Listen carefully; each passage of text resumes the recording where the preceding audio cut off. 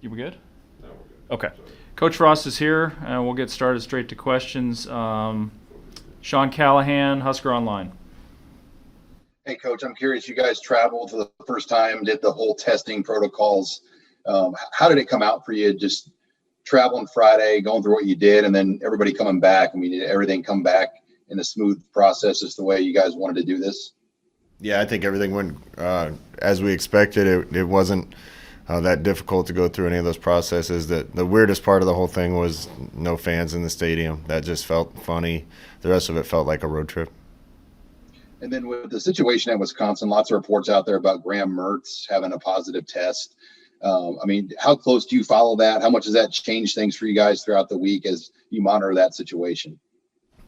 I don't think it'll change anything for us. I hope for their sake that he's okay. I hope for his health that he's okay. We've had false positives here too, so my guess is that's what it is. But whether he plays or not, they got a lot of really good players and they're a really good team, and I don't think their offense would probably change even if he wasn't playing. But he obviously had a good debut, and hope he's doing okay. 24/7 Sports, Brian Christopherson.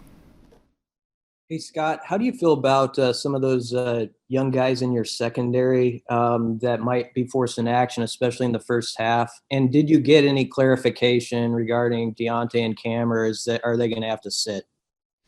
I don't want to talk about discussions with the officials in the league yet. Waiting to hear back from them again. I don't believe there's a process to appeal that penalty, so I think we're kind of stuck with the outcome of it, whether we agree with it or not. We need to get some young guys involved, not just in the secondary, but in a lot of places. And I think as soon as those guys are ready, we have some guys with some talent to make us a better football team. So all those guys got to grow up, and some are going to have to do it this week. KRNU, Jacob Bartecki. Hey, Coach. You guys used Luke in some new ways, and especially on the ground, it worked really well for you guys. And I'm just kind of wondering, how much did that factor into the starting quarterback decision? Do you think if you guys listed him as the solid starting quarterback, you kind of would be limiting what you could do with him, mostly in the run game as well? No, I hadn't even thought about that. So that wasn't a part of the decision, but I'll tell you, anything we ask Luke McCaffrey to do, he's going to be good at. Steve Sipple, Lincoln Journal-Star. Hi, Coach. It seemed like that quarterback system worked. Like it seemed comfortable. It seemed like it flowed in the context of the offense. To what do you attribute that? Probably just Sip having two good players that are good people too, and that are friends, and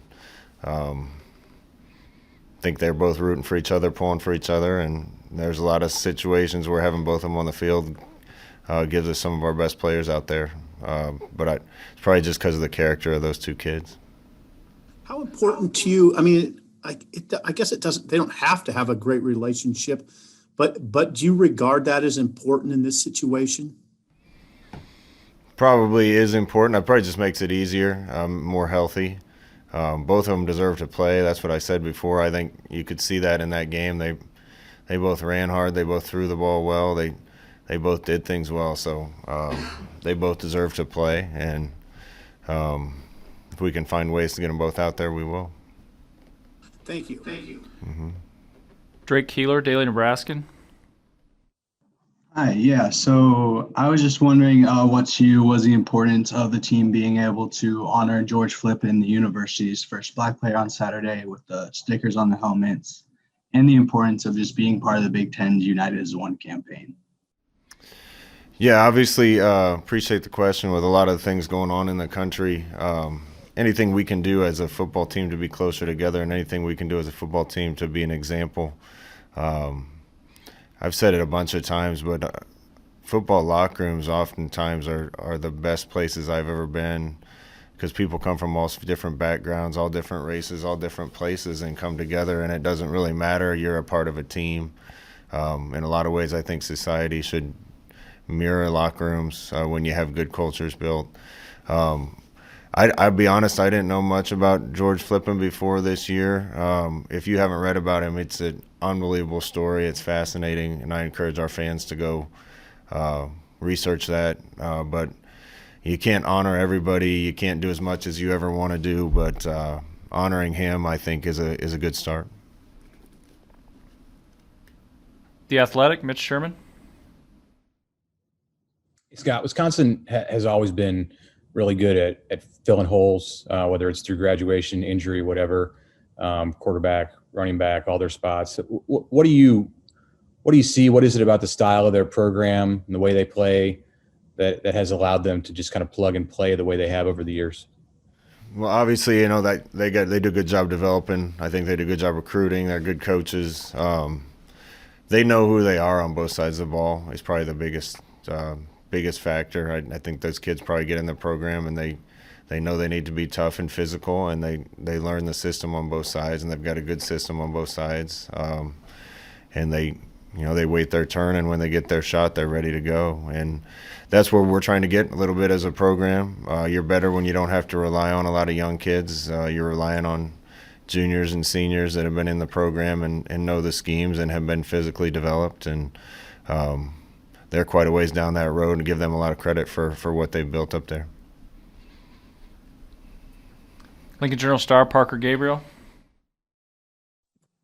Hey, Scott, the last 2 years against Wisconsin, you've piled up a lot of yards, and it hasn't translated into big point totals in either of those games. And I'm curious, with what you said Saturday about cleaning up little things and not beating yourself, I mean, I guess how important is that? I know it always is, but how much do you think that can unlock at this point in the season in your offense? It needs to happen. It needs to happen, and that's, you know, if you look at the two Wisconsin games in this past Saturday,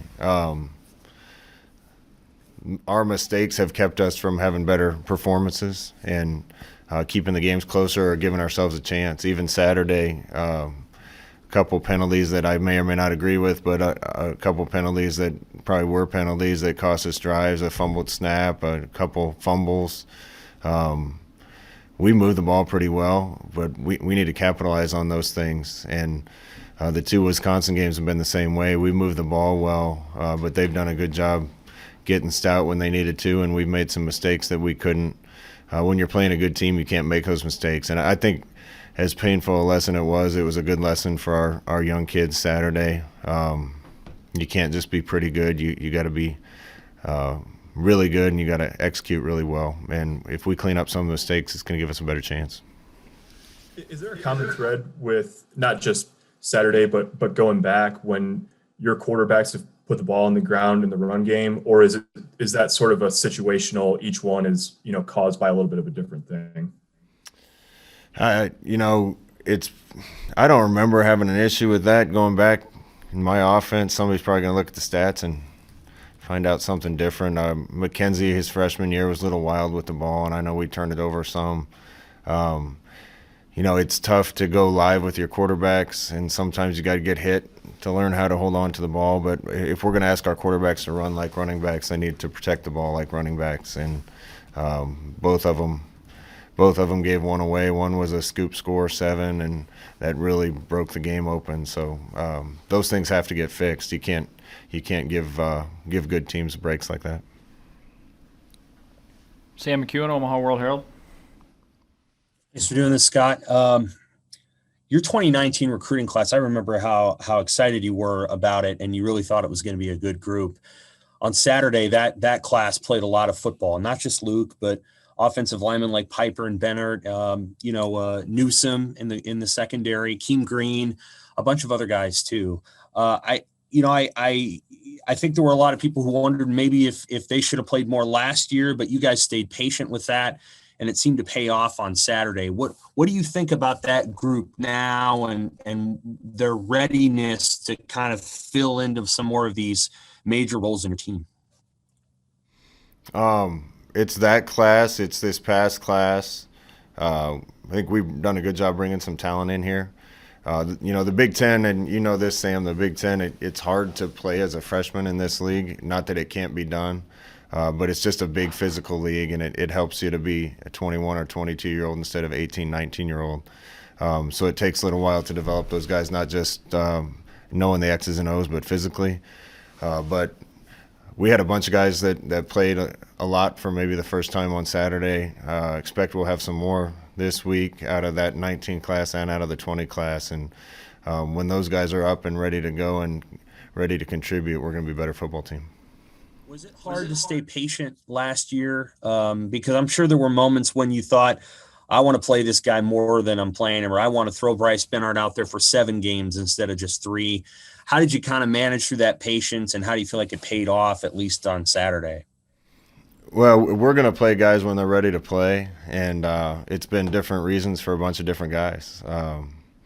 Nick Henrys probably would have been ready to help us more last year, but he was injured. And Bryce was learning and probably ready physically, but we just needed to make sure he knew his assignments. And so it's a different reason for every guy, but the faster we can speed those along as coaches, the better chance we have of getting those guys on the field earlier and being a better team. Thanks. Evan Bland, Omaha World Herald. Scott, just curious, how did you see the defensive front 7 hold up just in terms of playing physically, playing good assignment football last weekend? And then how is that task maybe a little bit different for them against Wisconsin, given its style of offense? I was pretty pleased with it Saturday. We were still missing a couple pieces. We got to get healthy here, but thought we held up in the run game pretty well. Thought we tackled better than we did last year. Thought we held our position at the point of attack better up front against a really good team. I think everybody knows what kind of team Ohio State had last year and this year, and I think we did a better job of that. But quite a few of their yards came on scrambles, which we got to do a better job seeing that and rallying to it. But they're really good at running outside zone, mid zone at Ohio State. Thought we held our gaps pretty well and played those plays really well. Wisconsin's run game is completely different. There's going to be a lot of 2 backs, multiple tight ends. The fits are tougher, so we got to make sure we're in the right gaps for those kind of plays and not bite too hard on the play actions that they run off them. So it's a different challenge, and hopefully we can get ourselves ready for it. Kevin Suits, 10-11. Hey, Scott, on Saturday, you talked about the difficulty of your schedule, starting with Ohio State and then coming back with Wisconsin in week 2. As you look at this week's game, what's the significance, or how can you explain the importance of it as you look at the totality of your season? It's game 2. It's important to me. I want to play well against these guys. They're in our half. I think at some point we're going to have to turn the page and try to beat one of these teams that is really good in our half. Wisconsin's been the best team in the West for a while. Credit to them. But as far as it relates to the entire season, it's game 2. We did get a tough schedule. Getting the East champion and the West champion out of the gate. I think our team's ready to turn a page and take a giant step.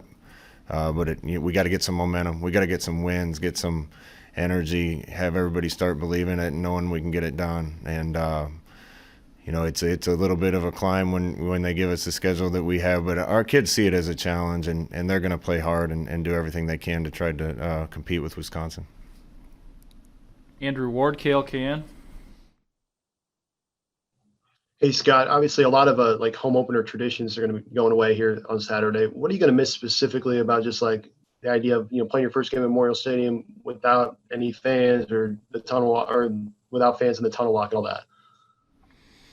Yeah, I'm going to miss seeing the little kids at the tunnel walk. There's always little boys and little girls at the tunnel walk that have a look on their face. It was probably a lot like the look I had on my face when I came to games in '83 to see the scoring explosion, and that's always special to me. I'm sure we're not going to count this as a break in the sellout streak, because I know if we could have fans in there, we'd sell it out, virus or no virus. But we're going to miss them, and I know the fans are going to miss being there.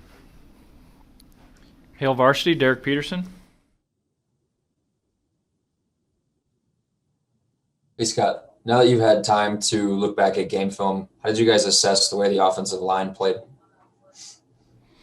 For the most part, I thought we played really well. I thought we ran it pretty well against a good team. A little inconsistencies there too. A couple pass protections where we just flat out whiffed. One where kids misread the signal and we left a tight end alone on one of their defensive ends in protection because kids saw the wrong play come from the sideline.